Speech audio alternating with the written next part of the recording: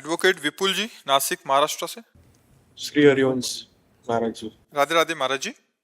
महाराज जी, अपने अंदर का डर कैसे खत्म करें? अदृष्ट के द्वारा अंदर डर होता है। अपना किया हुआ पाप कर्म हमको भयभीत करता रहता है और कोई नहीं है। जब वही निष्पाप हो जाता है तो निर्भय सिंहवत हो जाता है। अपना किया हुआ पाप कर्म और कोई भयभीत नहीं कर सकता। इसके लिए हम कहते हैं कि बाहर के शत्रु को परास्त करने के लिए तो अस्त्र शस्त्र हैं, लेकिन आंतरिक शत्रु को परास्त करने के लिए अध्यात्म है। अगर अध्यात्म का विवेक प्राप्त नहीं तो आंतरिक शत्रु मार के गिरा देगा। अब हमारे द्वारा जो अधर्माचरण हो चुके हैं पूर्व में, पूर्व जन्म में या इस जन्म में, वो हमको भय देते रहते हैं।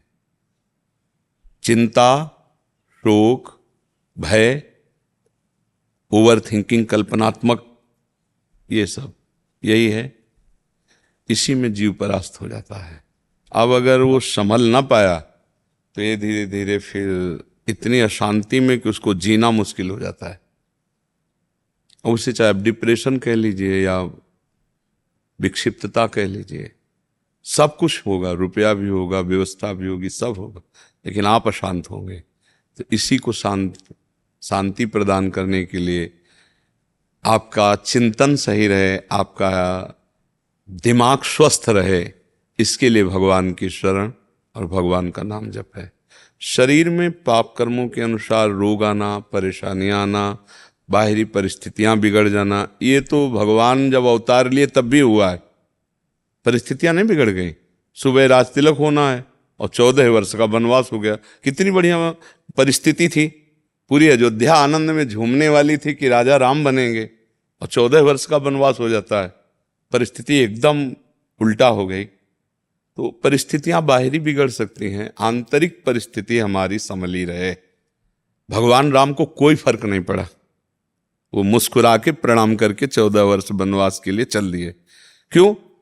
वो भगवान ये दिखा रहे हैं कि यदि आंतरिक परिस्थिति ठीक है, आंतरिक हमारा विचार ठीक है, तो हम अभी इसको संभाली रहे। अभी अवसर है। नाम जप कीजिए।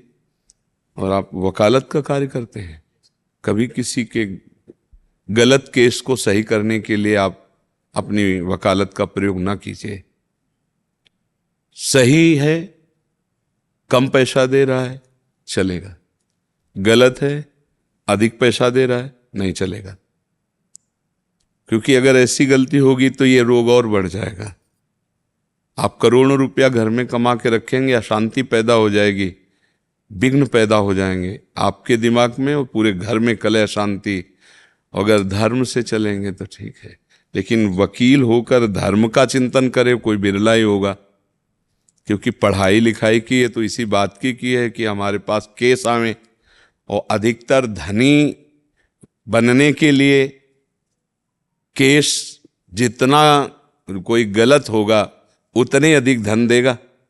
जो सही चलता है, जिसको फंसाया जा रहा है, वो तो धन से भी हीन है और बाहरी व्यवहार से भी हीन है। वो आपको ज्यादा धन नहीं दे पाएगा, लेकिन गिड़गिड़ा सकता है। तो इतना तो पता चल ही जाता होगा लगभग कि ये आदमी गलत है और ये आदमी सही है।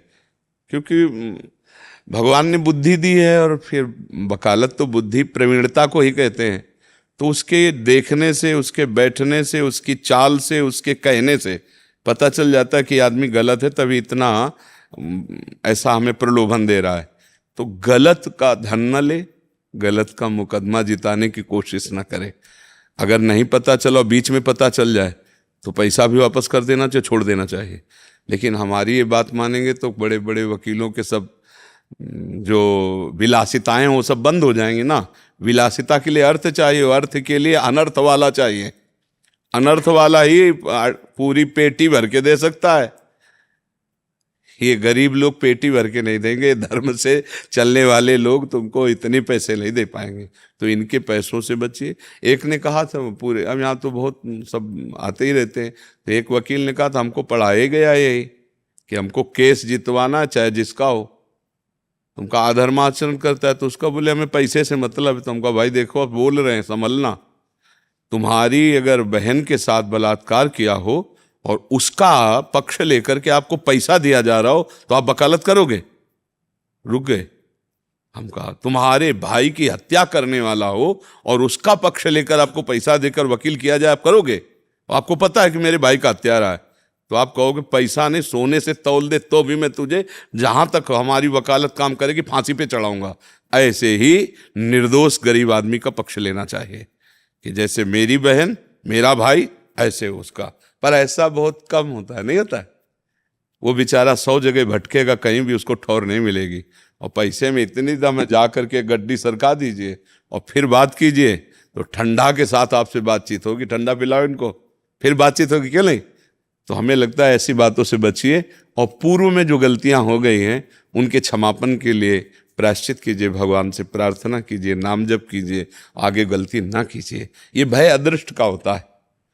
किम भय मूलम, ये हम शास्त्र की बात कर रहे हैं। तो अदृष्ट, अदृष्ट माने जो कर्म कर दिया है वो अभी तैयार हालत में आपको बिल्कुल सताने के लिए है। वो बार बार अंदर से आपको सूचना देता रहेगा, मैं हूं, तुम्हारा नाश करूंगा, तुम्हारा पतन करूंगा।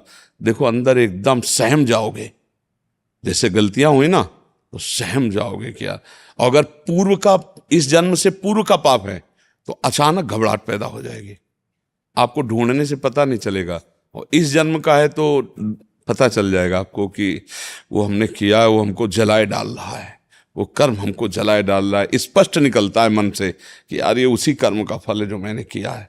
तो अपने लोगों से गलतियां हो जाती हैं, जाने में अनजाने में, काम वासनावश, क्रोध वासनावश। तो हमको चाहिए कि भगवान से प्रार्थना करें और कुछ नियम पूर्वक पाठ करें। संस्कृत पढ़ लेते हैं आप? बिल्कुल नहीं। हिंदी तो पढ़ ही लेते हैं आप?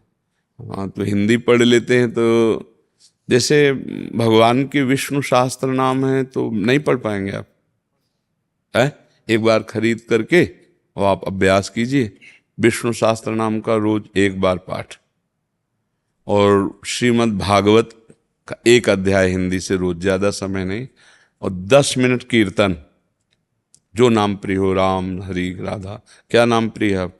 हरि। तो बस हरिशरणम हरिशरणम हरिशरणम हरिशरणम, ये 10 मिनट कीर्तन कीजिएगा, ठीक है? और चलते फिरते उठते बैठते नाम जप करिएगा। दूसरों का सुख देने का भाव रखिएगा कि मैं दूसरों को सुख कैसे दे पाऊं। फिर कभी मिलिएगा तो बताइएगा अब कैसा है हालचाल आपका। पक्की औषधि है, ये रामबाण अचूक औषधि है। विष्णु शास्त्र नाम का नित्य पाठ, 1-2 अध्याय श्रीमद् भागवत का स्वाध्याय, 10 मिनट, इसीलिए 10 मिनट रखा है कि बहुत कार्य है। नाम संकीर्तन, और फिर दिन में एक बार किसी का परहित करने की सोचना, भाई कोई ऐसा कार्य तो मेरे द्वारा हो जिसमें मेरा कोई स्वार्थ न हो और मैं दूसरे के कार्य आ जाऊं, ऐसा कोई कार्य। कभी दिन में ऐसा विचार करें कि कोई एक कार्य मिल जाए 24 घंटे में एक बार, जो मैं किसी का ऐसा कार्य करूं जिसमें मेरा कोई स्वार्थ न हो और उसका मंगल हो। ये बहुत जल्दी आपको प्रसन्न कर देगा।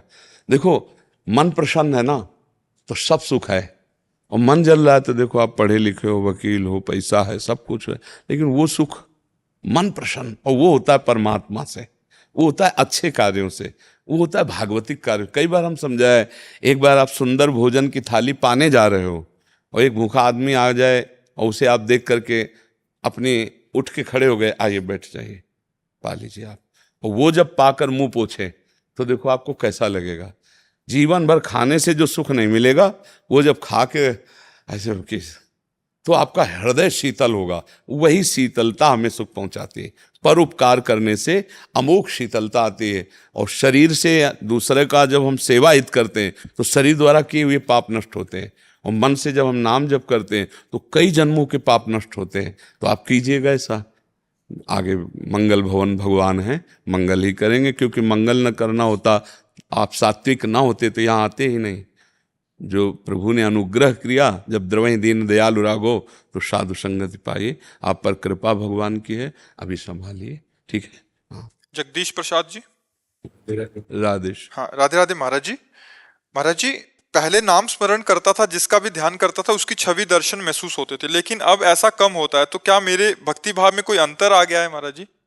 जरूर, या तो किसी की निंदा हो गई होगी, किसी महाभागवत का अपराध बन गया होगा, और या भजन की कमी हो गई होगी। नहीं तो ये तो बढ़ना चाहिए, घटना थोड़ी चाहिए। तो इस पर ध्यान दीजिए। यदि किसी संत महात्मा वैष्णव की निंदा हो गई, अपराध बन गया हो, तो क्षमा मांग लीजिए अंदर से। शारीरिक, मानसिक, वाचिक जो भी अपराध बन जाए, भगवान से क्षमा मांग ले, वो क्षमा कर देंगे, या तो क्षमा का वो प्राविधान बता देंगे। और अगर अंदर अपराध नहीं बना है तो भजन रुकना नहीं चाहिए, फिर भजन बढ़ना चाहिए। भजन बढ़ेगा तो छवि आनी चाहिए। तो आप देख लीजिए कोई न कोई अपराध तो नहीं बन गया है। बताता तो नहीं हूँ, हो सकता है अनजाने। हाँ, देख लो किसी संत भोजन सही है, भोजन बिल्कुल सही। हाँ, तो फिर भजन में बाधा नहीं आनी चाहिए। भोजन तो करता ही रहता हूँ, है मन से तो करता ही रहता हूँ, निरंतर। निरंतर होता ही रहता है। हाँ, तो अब तो और बढ़ना चाहिए फिर। भी मेरे वो अंतर कैसे आ गया मेरे को मालूम नहीं पड़ा। अभी बात समझ में नहीं आई।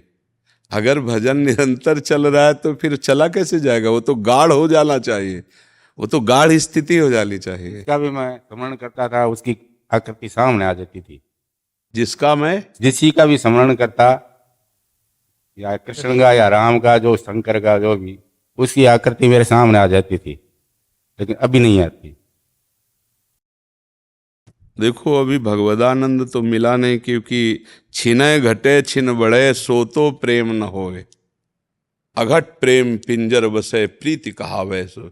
एक बार राम कृष्ण की छवि सामने आ जाएगी तो होश उड़ जाएंगे महाराज। जाको मनमोहन दृष्टि पर है, ये नरहरिदास जी टटिया स्थान के मानते हैं, बहुत बड़े महापुरुष। जाको मनमोहन दृष्टि पर है, सो तो भयो सावन को आंधरो, सूझे रंग हरे ही हरे। जैसे सावन में अंधा हो जाए तो हरा ही हरा 12 महीना दिखाई देता है।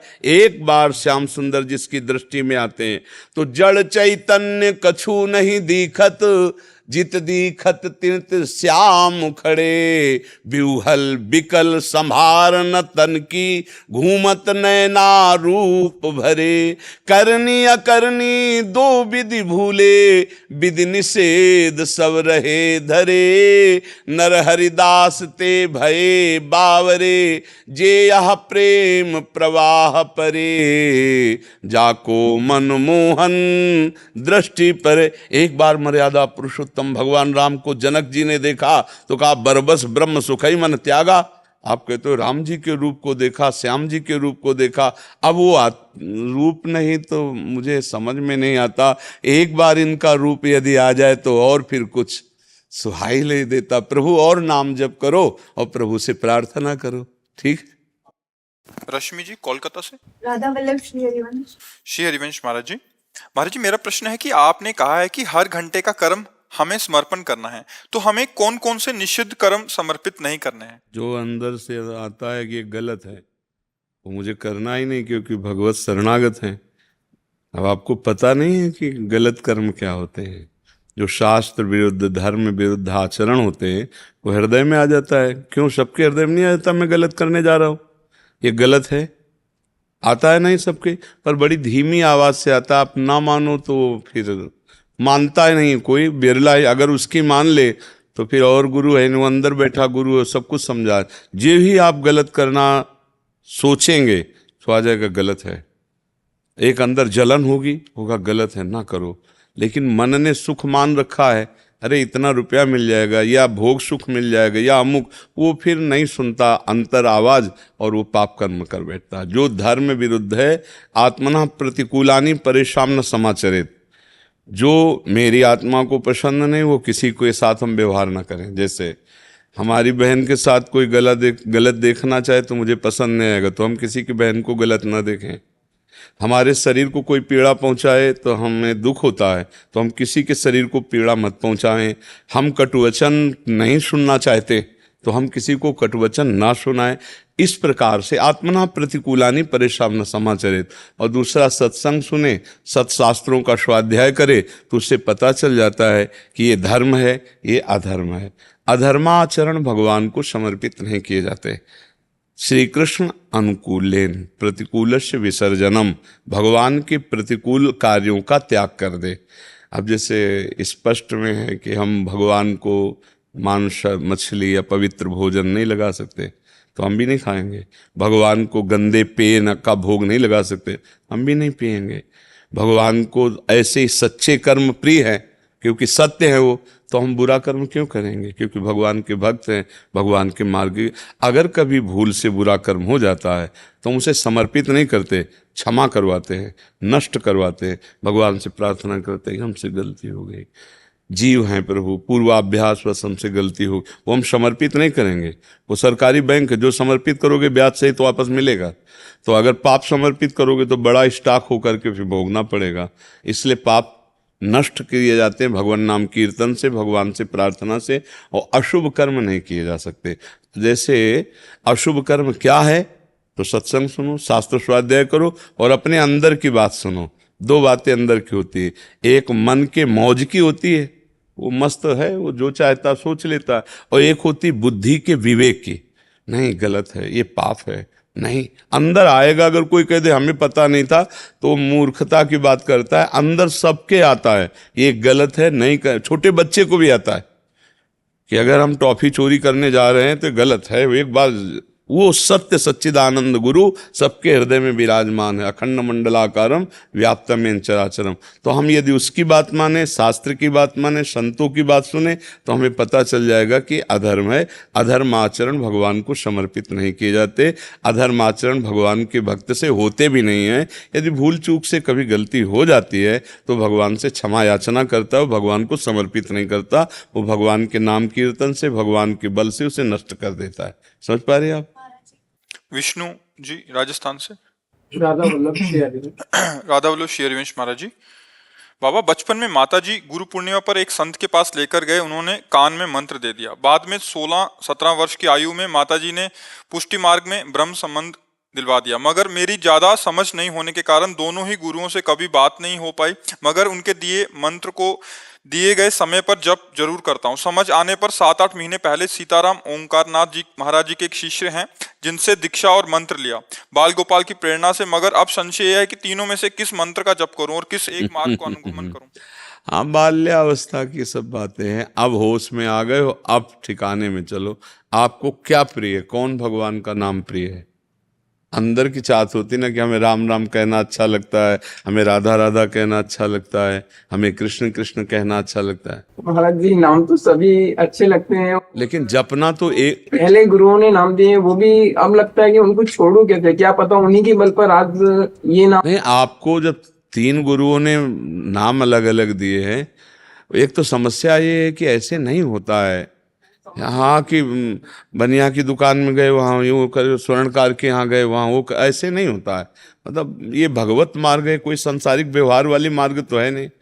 एक बार गुरु का वरण होता, फिर आजीवन उसका निर्वाह किया जाता है। रस पद्धति के लिए आगे वो बढ़ना अलग बात होता है। वैसे 14 जगह दीक्षा ले ले, अब उनका मंत्र जपे कि उनका जपे कि उनका जपे, तो अपराध भी तो बनता है उनमें से ना, किसका छोड़े किसका जपे तो अब हम फाइनल में तुमसे पूछ रहे हैं कि तुम्हें प्रिय कौन सा नाम है, कौन सा मंत्र प्रिय है गुरुदेव का, किन गुरुदेव का? आप कहोगे सब प्रिय है, सब तो फिर ऐसे नहीं। मार्ग में फिर एक नाम, एक मंत्र, एक भाव में चला जाता है। सब मंत्र थोड़ी जप सकते हैं। एक प्रियता। बोलो किसकी प्रियता है? अगर तुमसे पूछा जाए फाइनल में कि तुम्हें प्रिय क्या है, तो क्या बोलोगे? राधा कृष्ण है? राधा कृष्ण। ये मंत्र प्राप्त है कि इनके नाम का मंत्र कहीं प्राप्त है तुम्हें? जब समझ आई तब सीताराम ओंकारनाथ जी महाराज जी के एक शिष्य से दीक्षा और मंत्र लिया, अभी वर्तमान में 8 महीने पहले लिया है।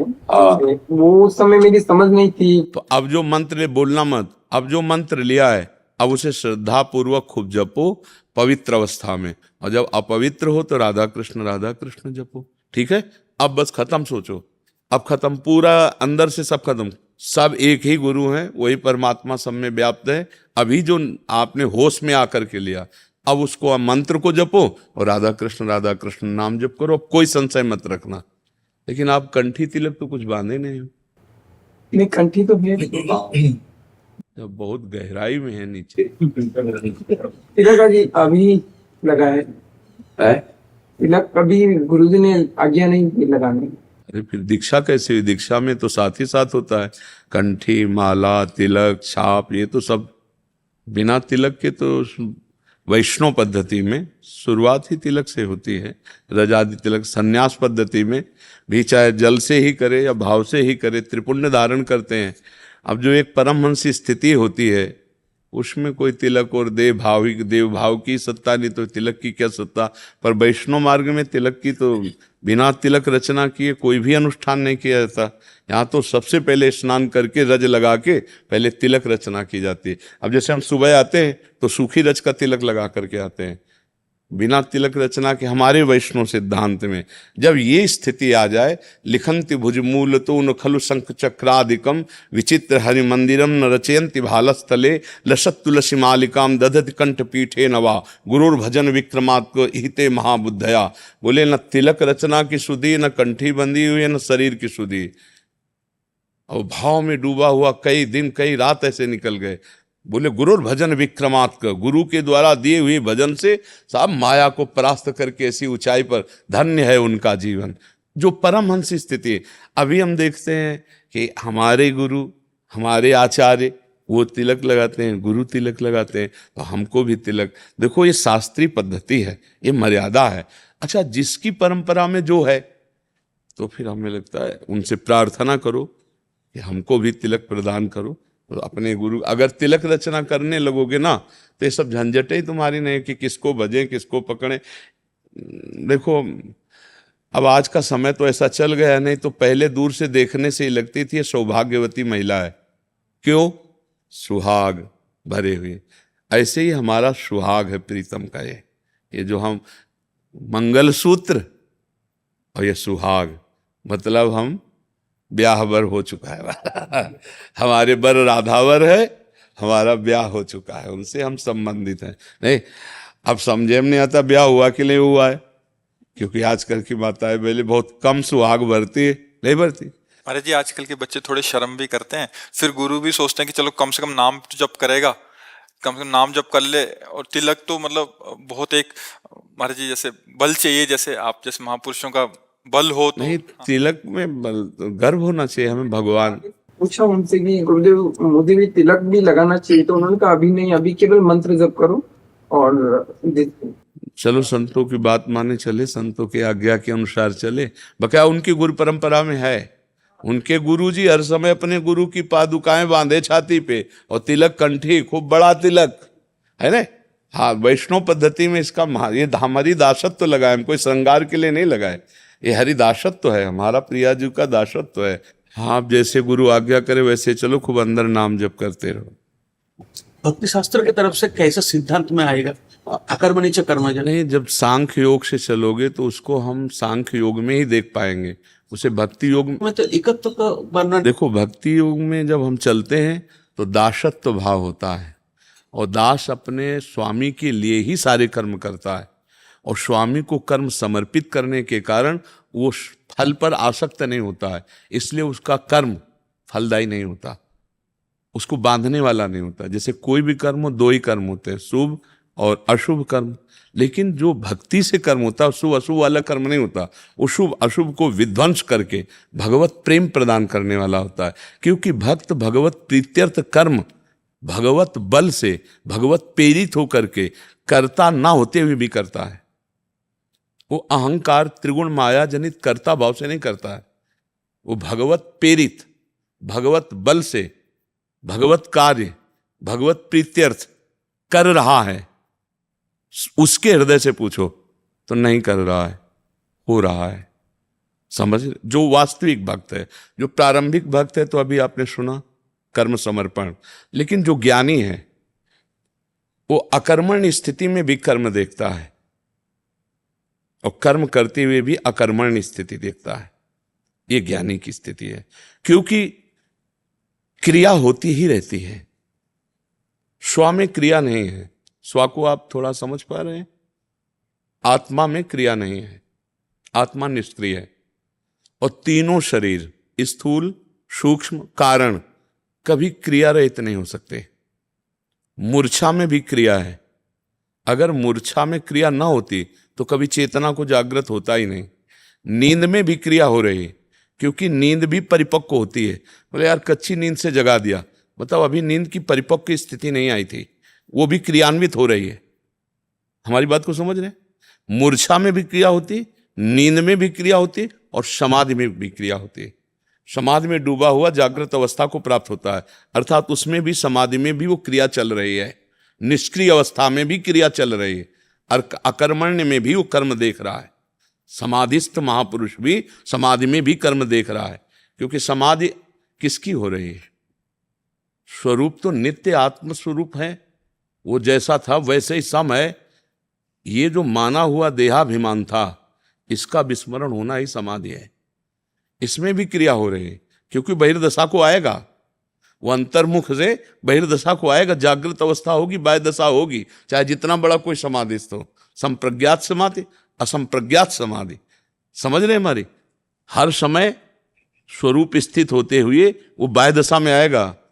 खाना पीना, नींद लेना, शौच होना, स्नान करना या ना करना, ये दोनों क्रियाएं करते हुए भी या ना करते हुए भी वो नहीं करता है, और नहीं करते हुए भी वो क्रिया हो रही है।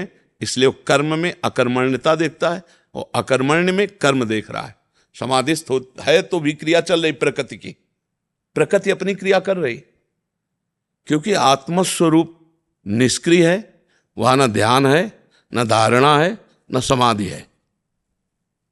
वो जैसा था वैसे ही है, वैसे ही एक रस रहेगा। जो भूल गए थे हम, उसी में जितनी देर टिके उतनी ही समाधि मानी जाती है। और जब आप बाहर फिर आए तो विवेक द्वारा सावधानी पूर्वक बाहर की चेष्टाएं करते हुए भी वो मेरी चेष्टाएं नहीं हैं, प्रकृति की हैं, तो वो कर्म में अकर्म देख रहा है। और जब समाधि में आ रहा है तो उस समय भी क्रिया चल रही। बोले 6 घंटे समाधि के बाद समाधि का उत्थान हुआ, तो 6 घंटे निष्क्रिय नहीं रहा, वो क्रिया चलती रही अपनी। ये 6 घंटे सोया, बोले बहुत अच्छा सोया, तो आनंद में 6 घंटे जो मैं समाधिस्थ था उसमें भी क्रिया चल रही थी। वो अकर्मण्यता में कर्म को देखता है, कर्म में अकर्म को देखता है। स्वरूप बोध वाले महापुरुष की स्थिति होती है। भक्त भगवान के बल से भगवत प्रेरित, भगवत कार्य, भगवत प्रीत्यर्थ, तो वो अपने को करता नहीं देखता, भगवान के बल से भगवत प्रेरित, भगवत इच्छा। श्री जी की इच्छा से वृंदावन की परिक्रमा हो गई। किसके लिए? श्री जी के लिए। उसको कोई बांधने वाला कर्म नहीं रहता। आप समझ पा रहे इसे? इसमें कोई संशय लग रहा है? ये दोनों अहम रहित होते हैं, भक्त भी और ज्ञानी भी। ज्ञानी अज्ञान जनित अविद्या का नाश करके अपने स्वरूप में स्थित होता है। भक्त जनित, भक्त जो है वो अविद्या को भगवान के चरणों में समर्पित कर देता है। ये सब अविद्या ही है, इसको ही समर्पित कर देता है। आप करें करावें, आप वही कर रहे हैं, यंत्रवत हो रहा। भक्त भगवान को देखता है और ज्ञानी प्रकृति के द्वारा सब हो रहा। गुणानुगुण वर्तन्ते मनुष्या पार्थ सर्वसा। जब तक करता रहता है तब तक भोगता रहता है, और जब करता रहता है तो कोई एक क्षण भी क्रिया किए बिना नहीं रह सकता, तो इसीलिए बंधता चला जाता है। एक क्षण भी कोई क्रिया किए बिना नहीं रह सकता। देहाभिमानी, अब मान लो ऐसे बैठे हो, सूक्ष्म शरीर से क्रिया शुरू है ना, सूक्ष्म शरीर सो गया और अगर थोड़ा भी संस्कार बचा रहा मन में तो स्वप्न चलने लगा, और अगर गाढ़ निद्रा में चला गया तो प्रकृति कार्य करने लगी। 1 घंटा, 2 घंटा, 3 घंटा, 4 घंटा, 5 घंटा, 6 घंटा बाद आहा मैं सो के जग गया। अगर ये क्रिया ना होती तो जगता कैसे? परिपक्व नींद की क्रिया हुई ना, तो क्रिया उसमें भी हो रही। जागृत स्थूल देह, सूक्ष्म देह स्वप्नावस्था, कारण देह निद्रावस्था, क्रियाएं तीनों अवस्थाओं में। तो करता कौन है? अज्ञान। ज्ञानी, ज्ञानी देखता है अज्ञान, न मेरी नींद है, न मेरा स्वप्न है, न मेरा जागृत है। तीनों अवस्थाओं से और तीनों क्रियाओं से और तीनों गुणों से परे मेरा स्वरूप है, ये ज्ञानी। और भक्त से भगवान को देखता है, त्रिगुणातीत, त्रैलोक्य का स्वामी, संपूर्ण शासन करता, ईश्वरों का ईश्वर, मेरा भगवान मेरे हृदय में बैठकर बुलवा रहा है, चलवा रहा है, दिखवा रहा है, खवा रहा है, पिला रहा है। मैं नहीं, ये मैं को खो दिया, वो तू को खो दिया। वो मैं में स्थित हो गया, ये तू में स्थित हो गया। बचा एक ही इधर, और अपने बीच वाले मैं तू दोनों में स्थित है। इसी का नाम माया है। मैं और मोर तोरते माया जेबस किले जी लिखाया। धन्यवाद। बड़ा सूक्ष्म विषय है। हाँ, बड़ा सूक्ष्म विषय है। अध्यात्म का उत्तम पथिक ही इस विषय को प्रश्न कर सकता है और इस विषय को समझ सकता है। बहुत सावधानी पूर्वक चलते रहिए। बड़ी कृपा है आचार्यों की, गुरुजनों की। आशीर्वाद दीजिए। नेक्स्ट ईयर मेरा सन्यासन उसका। हाँ बिल्कुल, चलो, और क्या, दौड़ के चलो। भगवत पार्षद हैं, बस अपने मार्ग को समझते रहना चाहिए कि हमारा जो मार्ग है उसमें मुझे जीवन में ये जो नहीं करना है उस पे कभी हाथ नहीं डालना चाहिए। बस तो लुढ़कते पुढ़कते हम अच्छे बन जाएंगे। इस मार्ग में सबसे ज्यादा घातक बात क्या है कि जो नहीं करना चाहिए उसमें मुझे हाथ नहीं डालना। हमारा सतमार्ग ढीला भी होगा तो चल जाएगा, लेकिन असत मार्ग का प्रवेश ना हो तो हम पक्के बन जाएंगे। कंचन, कामिनी, कीर्ति, ये तीन हमको गिरा न पावे। बस पढ़े रहो, शुद्ध बुद्ध परमात्मा स्वरूप परमहंस हो, पढ़े रहो, सब बात बन जाएगी। पर ये हमको न गिरा पावे, बस इतना गांठ बांध लो। अगर इतने में ढिलाई हो तो संन्यास ना लेना। अगर किसी माता बहन के रूप को देख करके, सांसारिक भोग देखकर मन ललचा जाता है तो फिर संन्यास लेकर घाटे में मत रहना। फिर गृहस्थ धर्म का, अगर ये है कि मर जाए जाऊं, कदम नहीं रखूंगा, तो पड़े रहो तो शुद्ध बुद्ध परमहंस हो जाओगे। क्या होता है ला, अपना जब निष्काम हम हो जाते हैं ना तो अपने स्वरूप की तरफ गति होने लगती है, और जब सकाम होते तो देह भाव पुष्ट होता चला जाता है। इसलिए संन्यास तो बहुत उत्तम मार्ग, पर हमारी बात को गौर करना, और अगर नियम ले लेना तो फिर मतलब जीवन से ऐसे उदास हो जाओ, जीवित मर जाए उलट याप में समाए, जिंदा मृत के तुल्य। कोई भी जैसे आकर्षण और संयोग दोनों प्राप्त हो जाए तो भी मरे हुए भी होना चाहिए। सामने वाले को लगे कि मनुष्य नहीं है, तो मुर्दा है और या फिर दिमाग खराब है इसका। ठाकुर जी को एक बात है, सन्यास में जानते मोरा जी, बंगाली में कहते हैं जानते मोरा जी, इसका जीवन है लेकिन वो वही जीवित मर जाए उलट आप में से। बिल्कुल। कृष्णा जीना जी उड़ीसा से। जय श्री राधे। महाराज जी मेरा प्रश्न है कि आपके प्रवचनों से लाखों युवाओं का जीवन बदल रहा है, उनमें से एक मैं भी हूं।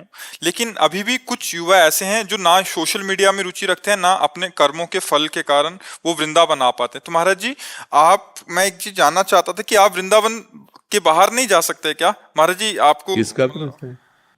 हाँ भाई, पहली बात तो ये है कि हम क्षेत्र संन्यास लिए हो। क्षेत्र संन्यास को तो सोचते हो हम ब्रज 84 कोष में ही अंदर जा सकते हैं, इसके अलावा नहीं। प्राण निकल जाए, कुछ भी हो जाए, बाहर नहीं जा सकते। पहला तो ये नियम है। और दूसरी ये बात है कि जिसका कल्याण होना है, तो देखो मुझे तो पता नहीं ना, इसी कमरे में तो कितने लोग बैठे हैं और लाखों लोग, आप खुद कह रहे हो परिवर्तन हो रहा है। तो जब कोई प्यासा होता है और पानी मिल जाए तो पी लेता है। अब प्यास ना हो और घड़ा उसके ऊपर डाल दो तो भी नहीं, बात नहीं बनेगी। तो भैया सब संसार में अलग अलग प्यास है। कुछ ऐसे होते हैं जो भूले हुए हैं, कान में शब्द पड़ा जग गए, और कुछ ऐसे होते हैं जो जगे हुए सोने का नाटक कर रहे हैं, उनको जगाया नहीं जा सकता।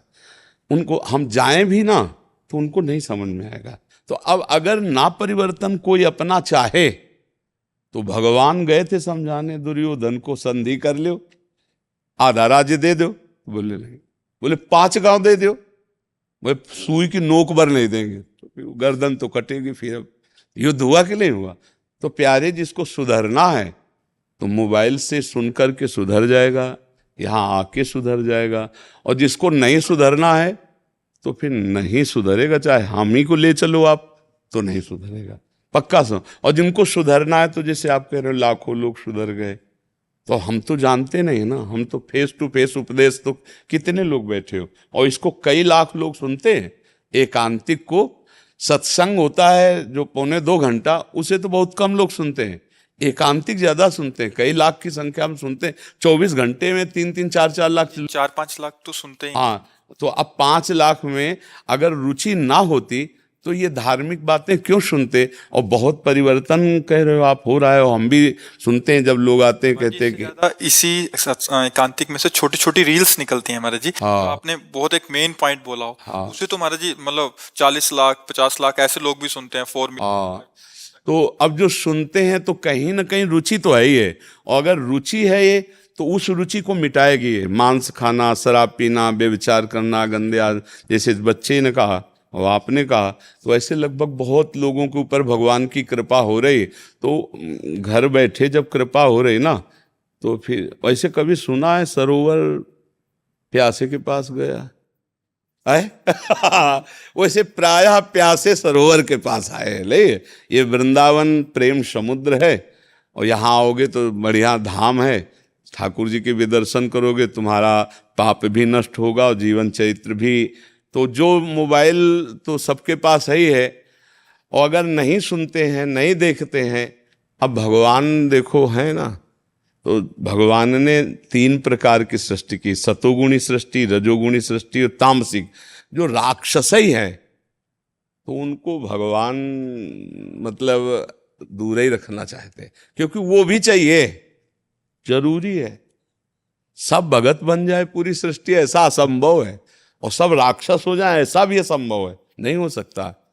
भगवान ने 3 प्रकार की सृष्टि रखी। कलिकाल में भगवान के सत्य मार्गों को स्वीकार करने की क्षमता लोगों की बुद्धि से हटती चली जाएगी, और पाखंड को ग्रहण करने की ज्यादा क्षमता आती जाएगी। कलिकाल का ऐसा प्रभाव है। देखो, आज हमें इसी बात का सुख है कि यहाँ कोई जंतुर नहीं बांधा जाता, यहाँ किसी तरह का नौटंकी नाटक नहीं किया जाता, और लाखों लोग मतलब इस बात में जुड़े। तो हम धन्यवाद देते हैं कि कलयुग में अभी कोई सुनने के लिए राजी है ये बातें। नहीं तो इस बात से राजी है कि हमारा अमुक रोग कैसे नष्ट होगा, हमें लड़का कैसे होगा, हमारा काम कैसे बनेगा। लेकिन यहाँ ना लेना ना देना, मगन रहना भगवत मार्ग की बातें, और इसमें भी लाखों लोग जुड़े हुए हैं। ये बड़ी कृपा भगवान की है कि कलयुग में कोई धर्म से जुड़ने वाली बातों को स्वीकार किए। ये कह रहे हैं कि महाराज जी, हम व्यभिचार, मांस, मदिरा, भ्रूण हत्या, माता पिता की अवज्ञा ये तो नहीं करते, पर नाम जब थोड़ा सा करते हैं। पर हम विषय भोग, मोबाइल चलाना, सिनेमा देखना, होटल जाना, फैशन करना, अनजाने में झूठ बोलना, ये भी अर्पण करते हैं। क्योंकि मुझे लगता है कि ये प्रत्येक कार्य शास्त्र मर्यादा के विरुद्ध है। तो ऐसे में हम झूठ क्यों बोले?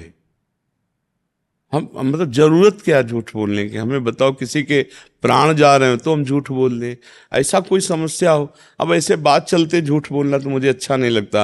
अच्छा, संसार में हो तो माना कि तुम्हें सिनेमा, नाटक ये सब देख रहे हो, तो उस समय बैठ करके हाथ में माला ले लो, वो नहीं छूट रहा तो ये काहे को छूट रहे? तो राधा राधा राधा, तो सत्य है ये, असत है वो।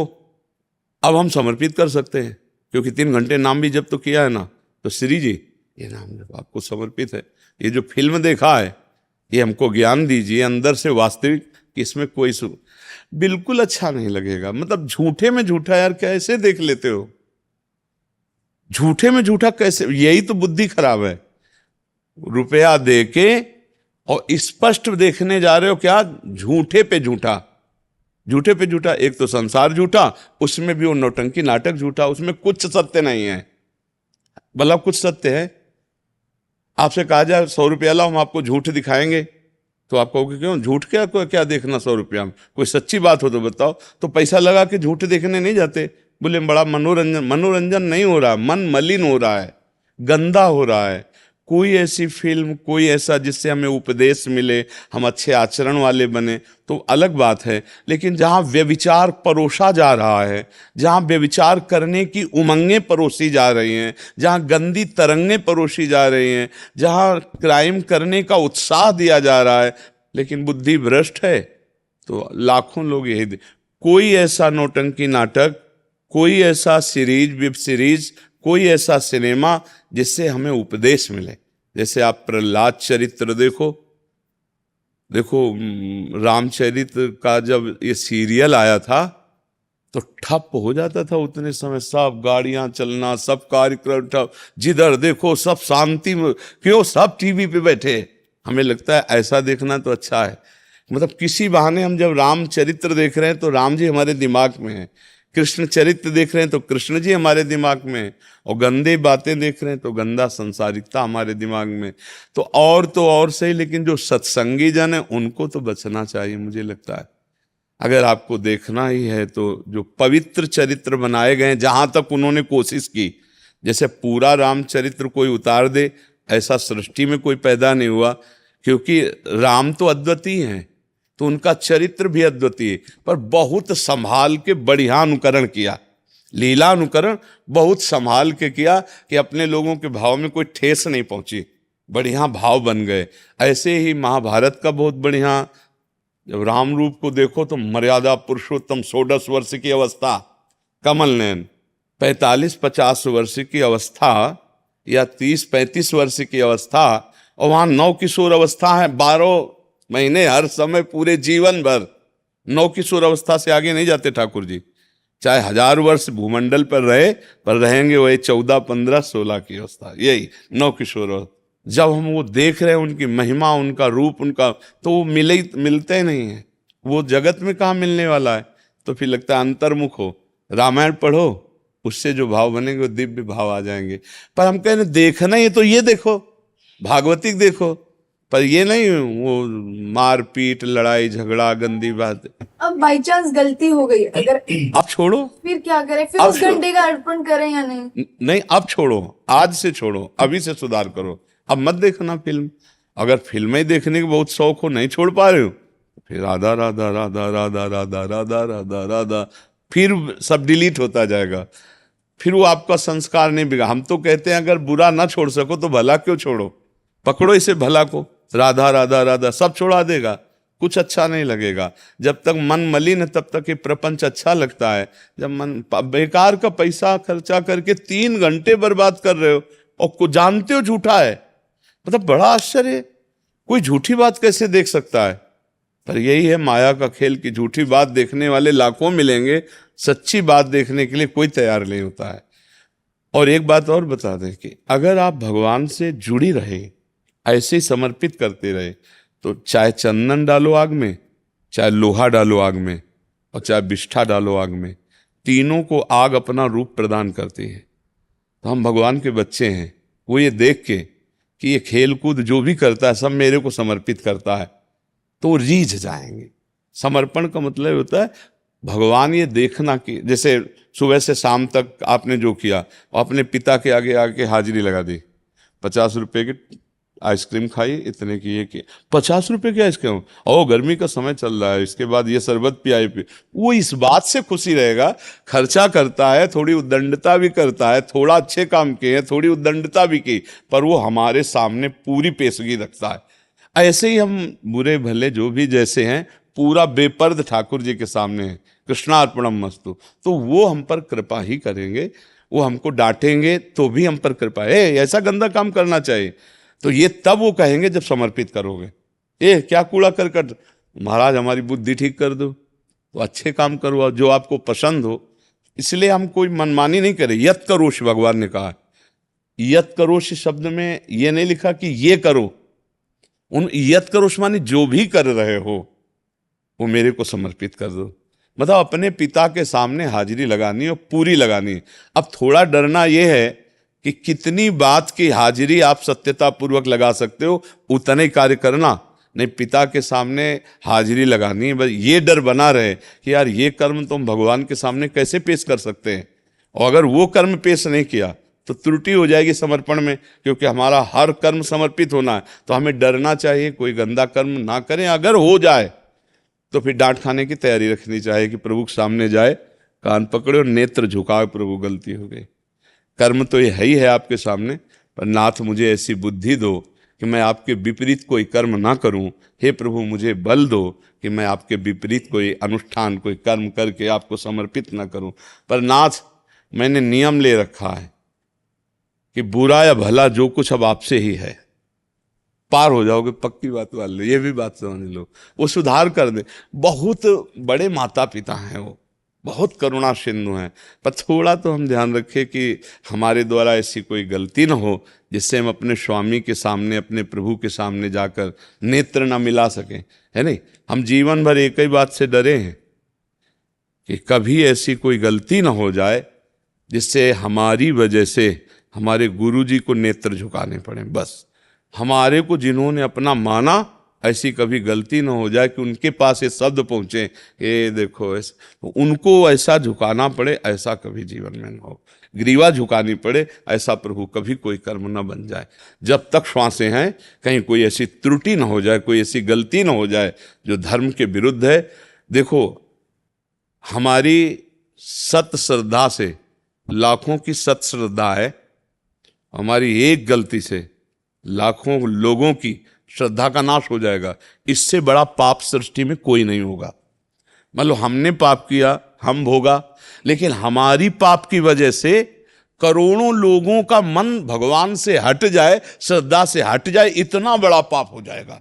इसीलिए एक बात से डरते कि ऐसा कोई कर्म ना हो जाए जो भगवत विरुद्ध हो, जो शास्त्र विरुद्ध हो। वही जब आप धारण करोगे, यही बात, डरते रहोगे तो पाप नहीं बनेगा। डरने वाले से पाप नहीं होता। ये नहीं भाई, मैं ऐसा नहीं कर सकता, मैं वैष्णव हूँ, मैं गुरु बनाए हूँ, मैं संत के पास जाता हूँ, मैं ऐसा नहीं कर सकता। जिसको डर नहीं है, न समाज का डर, न कानून का डर, न भगवान का डर, फिर उससे बड़े पाप हो जाते हैं। डरने वाला धीरे धीरे बचने लगता है। तो अच्छा है, डरो और ऐसे कर्म ना करो, और जो कर्म करो वो भगवान के सामने पेश करो। अगर गलत भी हो जाए तो भी ऐसे पेश करो, गलती पड़ गई, अपने घर के ठाकुर जी के सामने गलती पड़ गई, प्रभु क्षमा कर दो। आगे से आपके बल से कोशिश करेंगे कि ना हो ये गलती। अगर फिर भी हो जाती तो फिर भी हम आपसे ही गिड़गिड़ाएंगे, आप ही क्षमा करो, आप ही हमें सुधार दो। तो भगवान हमें बल देंगे और हम बच जाएंगे। विजेंद्र कुमार जी बिहार से। राधा वल्लभ श्री हरिवंश महाराज जी, आपके चरणों में कोटि कोटि दंडवत प्रणाम। गुरुदेव, मैंने पूर्व में बहुत पाप कर्म किए हैं। जीव के स्वाद के लिए छोटे छोटे जीवों को मारकर खाया है। काम के वशीभूत होकर ना जाने कितने ही पाप आचरण बन गए। अब उनकी याद से हमारा रूह काम जाता है। गुरुदेव, आपकी कृपा से ही हम ये जान पाए कि हमने इतने बड़े पाप कर डाले। अब आपकी कृपा से सारे गलत आचरण छूट गए हैं। हमें आपकी कृपा से वृंदावन आने को भी मिला है, श्री जी का नाम मिला है। अब हम से कोई गलत आचरण ना हो, हम श्री जी से अनन्य हो, प्रेम उपासना में आगे कैसे बढ़े, इसकी इच्छा है महाराज जी कि श्री जी की प्राप्ति करनी है। नाम जब अधिक से अधिक करो। पढ़े हो कुछ तो श्रीमद् भागवत पुराण, गीता, श्रीमद् भागवत पुराण, ये 2 ग्रंथ घर में अभी रखो। रोज प्रणाम करके 5 श्लोकों का अर्थ गीता जी का और 1 अध्याय 2 अध्याय भागवत जी का हिंदी से, वो भाव से पढ़ के समझो कि कह क्या रहे हैं। पाठ नहीं सुनाना है हमें, कोई फल फूल की बात नहीं, हमें समझना है कि शास्त्र कह क्या रहे हैं। और चतुरासी जी के 12 पद रोज पढ़ लो, और बिना भोग लगाए ठाकुर जी का भोजन न पाओ। और जो गंदे काम जानते हो अब पुनः गलती ना होने पावे, सावधान रहो। और आधा घंटे नाम कीर्तन करो घर में, जो नाम श्री जी ने दिया है, राधा राधा राधा, जय जय राधा वल्लभ श्री हरिवंश, श्री वृंदावन श्री वंचन।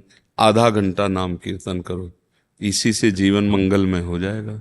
महाभागवत भगवान के जो जन हैं वो यही आचरण करते हैं।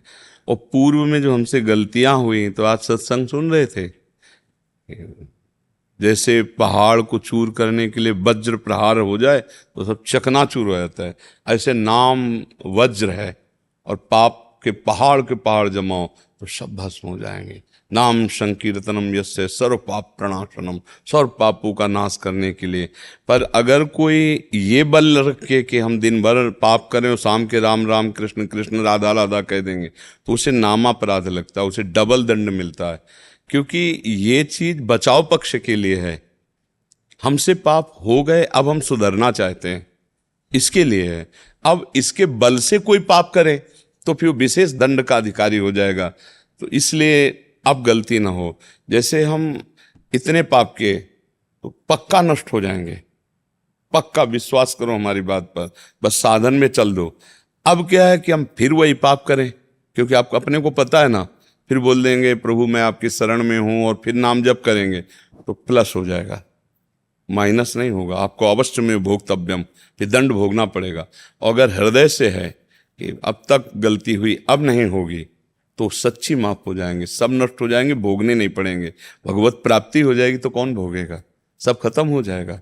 ईमानदारी से चलो, सच्चाई से चलो। अच्छा देख भी लिया, मान लो अभी कोई बहुत ज़्यादा उम्र नहीं, पर आपने बहुत कुछ बता दिया कि हमने खा पी के भोग के सब देख लिया। सुख क्या है? एक मन का आकर्षण मात्र है। नहीं तो रोटी दाल पा के देख लो, चाहे गंदे गंदे पदार्थ जो पा, पेट ही भरता है। और कोई इतने बड़े बलवान तुम नहीं हो, तो कोई ये जरूरी थोड़ी कि गंदे पदार्थ पाने वाला बलवान होता है। सत्य संयम नियम से चलो तो तुम में एक आध्यात्मिक भागवतिक बल आ जाएगा। ये दूसरों को कष्ट देना, जैसे हमको देखो ऐसे काटो तो अपने शरीर में लगता है ना, ऐसे हर जीव को लगता है। आप एक चींटी के पीछे अंगुली दौड़ाइए, वो जी जान से भागेगी क्योंकि उसको अपना शरीर प्रिय है। अब बोलो आप जिंदा पशु पक्षियों को उबाल उबाल के खा रहे हो। आप देखो मछली को देखो, आप उसको 10 सेकेंड पानी से अलग करो तो ऐसे नहीं करने, तो पानी चाहती है, वो जीना चाहती है, उसमें जीव है ना जीव। आप देखते हैं ना, अब उसको लोग कच्चा खा रहे हैं, भूंज के खा रहे हैं, काट कर लो।